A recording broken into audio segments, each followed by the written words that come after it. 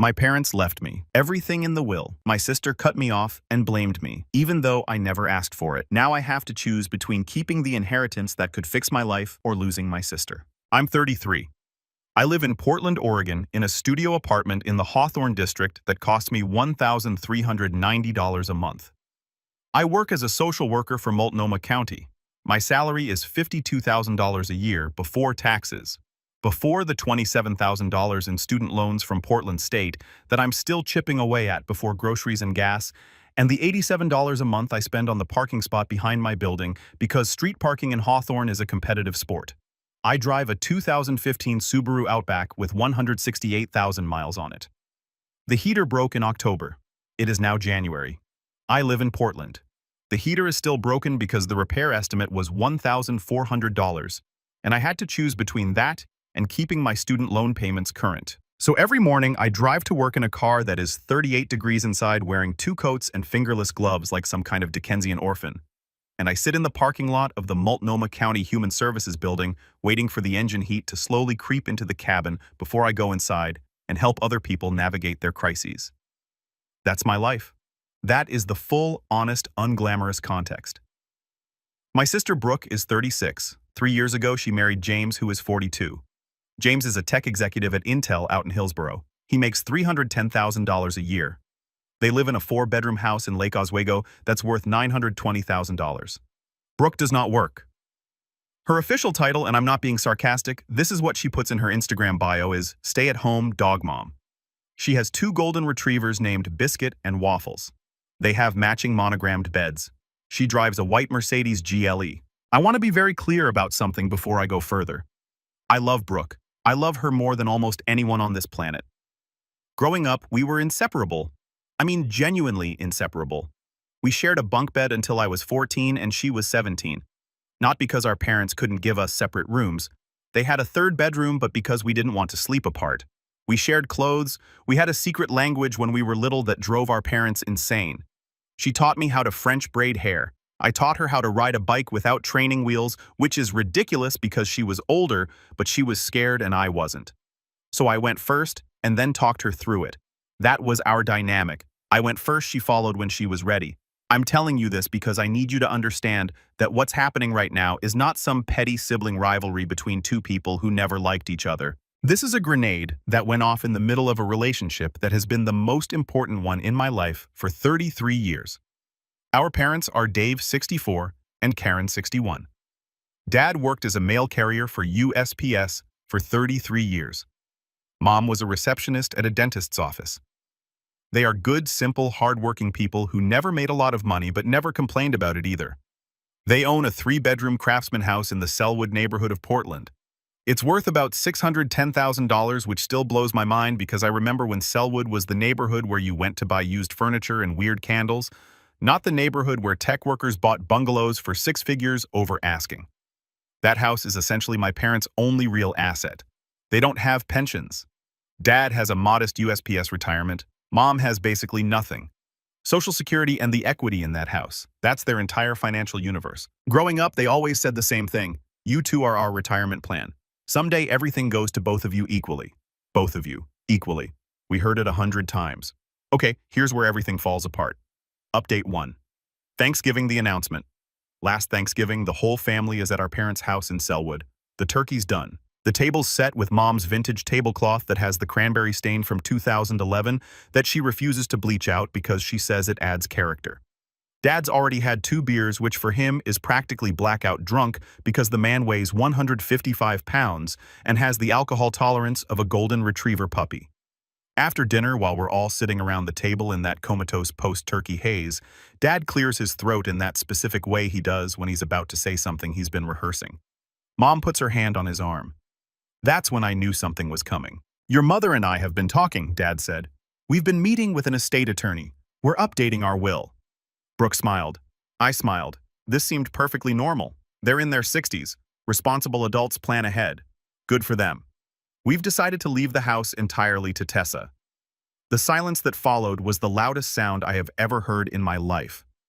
Dad kept going because he had clearly rehearsed this and was not going to stop now, regardless of the emotional temperature in the room. Brooke, honey, you and James are in a wonderful position. You're secure. You're taken care of. Tessa is the one who needs the safety net. She's the one who could really use the security. We want to make sure she's protected. Mom jumped in. This isn't about loving one of you more. We love you both exactly the same. This is about need. This is practical. I sat there with a forkful of sweet potato casserole halfway to my mouth, completely frozen. I didn't know about this ahead of time. They had not discussed this with me. They had not warned me. They just dropped it on the dinner table between the gravy boat and the dinner rolls like it was a normal piece of family business. Brooke didn't say anything for about 10 seconds. Then she set her napkin down on the table very carefully, very precisely the way you set something down, when what you really want to do is throw it. Her eyes were filling up, and her jaw was doing that thing it does when she's trying not to cry. This tight little trembling that I've seen 1,000 times since we were kids. Then she said it. So I'm being punished for who I married. Mom started to say something. Dad opened his mouth. No, Brooke said. Let me finish. I grew up in that house too. My height marks are on the wall in the hallway. My handprint is in the cement in the backyard from when Dad repoured the patio. I had my first kiss on that front porch. I hid in the closet in that back bedroom when I was 13, and Grandma died because I didn't want anyone to see me cry. That house is not a financial asset to me. It's my childhood, it's us, it's everything. And you're standing here telling me I don't matter because my husband makes money. She was crying by the end of it. Full, honest, devastated crying. Not performative, not manipulative. I know my sister. That was real grief.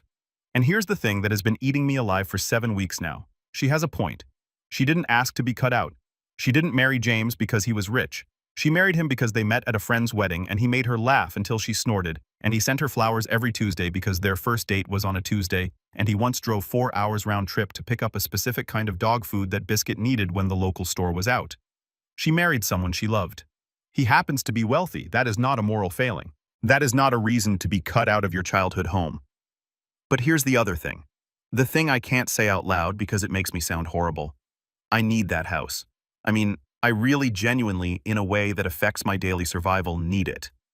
I make $52,000 a year helping families in crisis navigate systems that are designed to be impossible to navigate, and I cannot afford to fix the heater in my car. The house in Selwood is worth $610,000. If it goes to me, I could sell it and pay off my student loans, put a down payment on a small place of my own, and for the first time in my adult life, not feel like I'm one bad month away from financial disaster. If the house goes 50-50 and we sell it, Brooke gets $305,000 she does not need. I get $305,000 that would change my entire life. But $305,000 is not between transformative and merely helpful. And Brooke's $305,000 would go into what a renovation on her Lake Oswego house, a third trip to Europe this year, another matching monogrammed dog bed. I know how that sounds. I can hear it. I sound jealous and bitter and small. And maybe I am those things. But I'm also sitting in a studio apartment in January with a broken heater making $52,000 a year, and my sister just got back from 3 weeks in Italy, Tuscany, the Amalfi Coast, Rome, the whole circuit. And she posted about it every single day. Every single day. Wine at sunset over terracotta rooftops. Her and James clinking glasses on a balcony in Positano. Biscuit and waffles with their pet sitter captioned "Missing my babies" from across the ocean. Meanwhile, I was working mandatory overtime at the county office because 2 other social workers quit, and we were short-staffed through the holidays, eating microwaved soup at my desk and driving home in a car that felt like a refrigerator. I'm not saying her life isn't valid. I'm not saying she doesn't deserve what she has. I'm saying there's a gap between us that is so vast it has its own weather system, and pretending it doesn't exist is dishonest. Update 2. The fallout weeks 1 to 3. Brooke left Thanksgiving dinner early. She and James were gone within 30 minutes of the announcement. She hugged Mom on the way out, tight and long, but she didn't look at Dad. She didn't look at me. The next morning, she blocked me on Instagram. That was how I found out the extent of her anger. Not a phone call, not a text, not even an argument, just a clean digital severance. I went to check her stories out of habit and saw user not found. I stared at that screen for a long time. 3 days after Thanksgiving, James texted me. Just one message. "This is between your parents and Brooke. Stay out of it." I wanted to scream. I wanted to call him and scream until my throat was raw. Stay out of it. I didn't start this. I didn't make this decision. I didn't ask my parents to do this. I found out at the same moment Brooke did, sitting at the same table eating the same turkey, equally blindsided. But somehow I'm the one being told to stay out of it, as if I'm the orchestrator of this whole thing, and not just another person it happened to.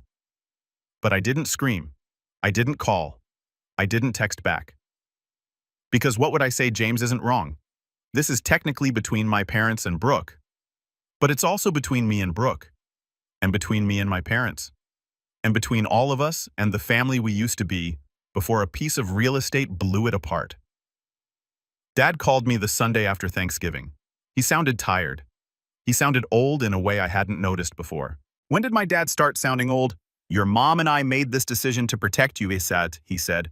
Brooke will be fine. She has James. I said, but what if she doesn't? What if they get divorced? What if something happens? He went quiet.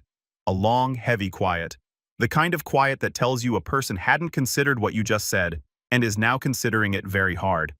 That's not going to happen, he finally said. But his voice had that thin quality it gets when he's saying something he needs to believe rather than something he actually believes. You don't know that, Dad. Nobody gets married planning to get divorced. More quiet. Then, we made our decision, Tess. We think it's the right one. I don't know if it's the right one. That's the thing. I have gone back and forth on this so many times I've given myself actual headaches. Not metaphorical headaches, real throbbing, behind-the-eyes headaches that I treat with generic ibuprofen because I can't afford the name brand and I have a $3,000 deductible on my health insurance. So going to the doctor about feels like a luxury. Update 3 weeks 4 to 5, everyone has an opinion. The thing about a family conflict is that it doesn't stay in the family. It leaks. It seeps into every conversation, every interaction, every relationship adjacent to the original explosion. My coworker Maria found out because I was having a particularly rough Tuesday and she asked me why I've been quiet all morning and I just started talking. I told her everything.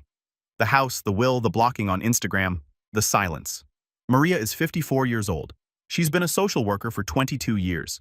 She has seen every possible configuration of family dysfunction that exists. She is not a sentimental person. She looked at me over the partition between our desks and said, "Take the house. Brooke drives a Mercedes. She'll survive." And I wanted to agree with her. God, I wanted to agree with her so badly. I wanted someone to just give me permission to take this thing I desperately need without feeling like a monster about it. But then I talked to my friend Jake. Jake is a bartender at a place on Belmont. He has this irritating habit of being right about things he has no business being right about. Your parents are pitting you against each other. He said, pulling a pint of IPA and sliding it across the bar to a guy in a flannel who did not seem to be listening to our conversation, but was definitely listening to our conversation. You should both be mad at them, not at each other. I said they were trying to help me. Were they? Or were they trying to feel good about helping you? Because there's a difference, Tessa. They could have talked to both of you beforehand. They could have worked something out together. Instead, they dropped a bomb at Thanksgiving dinner and left you and Brooke to deal with the shrapnel. That's not parenting. That's conflict avoidance disguised as generosity. I hate Jake sometimes. I hate him because he says things that rearrange the furniture in my brain, and then I have to sit with a completely different layout and figure out where everything goes now. Because he might be right.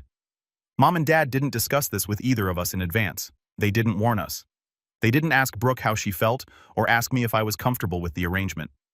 They made a unilateral decision about an emotionally loaded asset and announced it at a holiday dinner in front of turkey and sweet potatoes as if that setting would somehow soften the blow. As if Brooke would just nod and say, "That makes sense?" Pass the cranberry sauce. They should have known better. They know their daughters. They know Brooke. They know that house isn't just square footage and property value to her. They know what it means. But here's where Jake's analysis falls apart, or at least where it stops being useful to me personally. Even if my parents handled this badly, the underlying logic isn't wrong. I am the one who needs help. Brooke is the one who doesn't. Those are facts. They're uncomfortable, unflattering, ego-bruising facts, but they're facts. So do I punish myself for my parents' poor delivery of a fundamentally sound decision? Update 4 weeks, 6 to 7. The Sunday calls and the silence. Mom calls me every Sunday. Every single Sunday since Thanksgiving, the phone rings at 2:15 p.m. Right after she gets back from the church service she started attending 3 weeks ago, which tells you something about how she's handling this because Karen Driscoll has not been to church voluntarily since 1997. Every Sunday, the call goes the same way. She asks about my week. I tell her about work, She asks if I've eaten. I lie and say yes, even though by 2:15 on a Sunday, I've usually had coffee and half a bagel. And then sometime around the 7-minute mark, her voice cracks. I just wanted to help you, baby. Now I'm losing Brooke. She says some version of this every single time. And every single time I sit on the edge of my bed in my studio apartment, which is also my couch, which is also my dining room, which is also my office, and I hold the phone and I listen to my mother cry, and I don't know what to say. Because what do you say? It's okay, Mom. It's not okay. Brooke will come around. I don't know if she will. You did the right thing. I don't know that either. What I usually say is, I know, Mom. I know. That's not comfort. That's placeholder language. That's the verbal equivalent of putting a coaster on a table. It serves a function, but it doesn't fix anything. Dad has stopped talking about it entirely. According to Mom, he goes to the basement after dinner every night and watches football. It doesn't matter if there's a game on. He'll watch replays. He'll watch analysis shows. He'll watch whatever is on as long as it involves a ball and a field and no one asking him about his estate plan. He has retreated into the emotional bomb shelter that men of his generation are so good at constructing. All concrete and denial and the ESPN scroll at the bottom of the screen. I tried calling Brooke twice, once in week 4, once in week 6. Both times it went straight to voicemail. Her voicemail message is still the one she recorded when she was 27. Hey, it's Brooke. Leave me a message and I'll call you back. All bright and chirpy. A voice from a version of our relationship that doesn't exist anymore. I didn't leave a message either time. What would I say? Hey, it's me. I know you're furious. I know you feel betrayed. I understand why. I also can't afford to heat my car or my apartment. And the house that you see as our shared childhood, I see as the only realistic path I have to financial stability in a city that has priced me out of everything except a 500-square-foot box above a vintage clothing store. Can you please call me back so we can talk about this like the two people who used to share a bunk bed and a secret language and a life? She wouldn't call back even if I did say that. I know my sister. The worst part, the part that wakes me up at 3 in the morning is that I don't even disagree with her fundamental argument. She grew up in that house. Her height marks are on the wall. I know exactly which mark she's talking about because mine are right next to them in different colored marker because Dad used red for me and blue for her. She did have her first kiss on that porch. Tyler Brennan. She was 15. She came inside afterwards with her face completely flushed and I asked her what was wrong and she said, nothing. In a way that meant everything. And we stayed up until 2 in the morning talking about it in our bunk beds, whispering so Mom and Dad wouldn't hear. That house isn't lumber and drywall to Brooke any more than it is to me. It's where we became who we are. And our parents are essentially telling her that her emotional claim to it is worth less than my financial need for it. They might be right about the practicalities, but being right about the practicalities doesn't make you right about everything. Update 5 where I am right now. It has been 7 weeks. My sister has not spoken to me. My mother cries every Sunday. My father lives in the basement with ESPN. My brother-in-law thinks I should stay out of something I never asked to be in. My coworker thinks I'd be crazy to refuse. My friend the bartender thinks we're all looking at this wrong. And I sit in my studio apartment, which is cold because the building's heating system is temperamental according to my landlord, who is a 28-year-old tech worker who bought the building as an investment property and has never fixed a single thing in the 18 months I've lived here. And I think I've been thinking about what I would actually do if I told my parents to split it 50-50. I'd get around $305,000 after the sale, minus whatever goes to the realtor and closing costs. Call it $280,000. I could pay off my student loans, put a down payment on a small condo. Maybe. In this market, maybe a 1-bedroom somewhere in outer southeast if the market shifts. I'd still be driving the Subaru. I'd still be making $52,000. I'd be better off than I am now, but I wouldn't be transformed. I'd be incrementally improved. If I get the whole house, I get $610,000 minus costs. Call it $560,000. I could pay off my loans, buy a small house outright, have an actual emergency fund for the first time in my life. I could get the heater fixed in the Subaru. I could stop budgeting in a spreadsheet that I check every single morning with the same anxiety I imagine people check their blood pressure when they know it's too high. The difference between those two scenarios is the difference between surviving and actually living. And I know that sounds dramatic, but I have spent my entire adult life in survival mode. I chose a career that matters, and it pays like it doesn't. I help families every single day who are in worse situations than mine, and I go home to a studio apartment where I can touch both walls if I stand in the middle and stretch out my arms. I am 33 years old, and I have never once felt financially safe. Not once. But Brooke is my sister. She is my person. She was my first best friend and my longest relationship, and the only human on this planet who knows what it sounded like when Dad whistled while he mowed the lawn on Saturday mornings, or how Mom's perfume smelled when she hugged us before school, or how the stairs creaked in that specific pattern when you were trying to sneak down to the kitchen for midnight snacks. She is the keeper of a shared history that no one else has access to, and she is gone. 7 weeks of silence. 7 weeks of blocked accounts and unreturned calls and a voicemail message from 2015 that plays like a recording from another life. I keep coming back to this one thought. This one horrible, circular, inescapable thought. If I take the house, I lose my sister. If I refuse the house, I lose my future. Those shouldn't be the only two options. But right now, sitting in my cold apartment at 11:30 on a Tuesday night wearing 2 sweaters and thick socks because the heat barely works, those feel like the only 2 doors in a hallway. My parents created this situation. They made a decision with good intentions and terrible execution. They tried to protect one daughter, and in doing so told the other daughter she was less important. They were wrong to do it the way they did it. Jake is right about that. But I am still the one who has to decide what to do about it. So, Reddit, am I the for not calling my parents and saying, split it 50-50, make this fair, give Brooke back her half of our childhood? Am I the for quietly, guiltily in the privacy of my own mind wanting to keep it? Am I the for needing something that my sister doesn't need but wants just as much? Am I the for being the poorer sister, the one who chose public service over profit, the one who can't afford a heater, and thinking that maybe, just maybe that means something when it comes to how resources are distributed? Or am I the because none of that matters? Because fairness isn't about need, it's about principle. And the principle is that 2 daughters should inherit equally from parents who always promised they would. I don't know. I genuinely, truly, in the deepest part of my chest, do not know. But I need someone to tell me, because the people in my life are all too close to it to see clearly, and I'm too deep inside it to see anything at all. Edit. I want to be clear. I have not accepted anything yet. My parents are still alive and healthy. Nobody is dying. The will hasn't been finalized. There is still time to change this. I'm asking because I need to figure out what's right before the decision becomes permanent. Edit 2. A lot of people are suggesting a compromise where I inherit the house, but agree to let Brooke keep certain things, or where I get the house, but pay her some portion when I sell. I'm reading every comment. I'm reading all of them. Some of you are making me cry at my desk, and my coworker Maria keeps looking over the partition at me, and I keep telling her I have allergies. In January, she doesn't believe me.